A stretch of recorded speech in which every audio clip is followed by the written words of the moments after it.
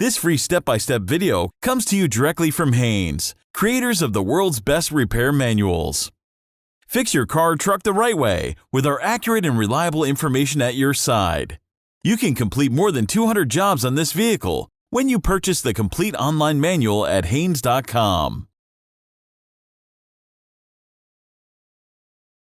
Pull the hood release lever located on the driver's side kick panel.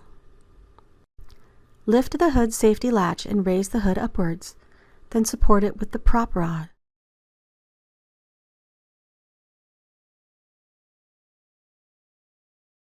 Loosen the cable bolt, then disconnect the negative battery cable from the terminal. Secure the cable aside to prevent accidental reconnection.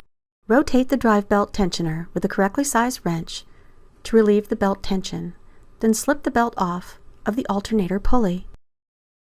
Carefully release the tensioner to its stopping point. Disconnect the electrical connections from the alternator. Remove the alternator mounting bolts. There is one lower bolt accessed from behind the alternator, one upper and one lower bolt located at the front of the alternator. Remove the alternator from the engine.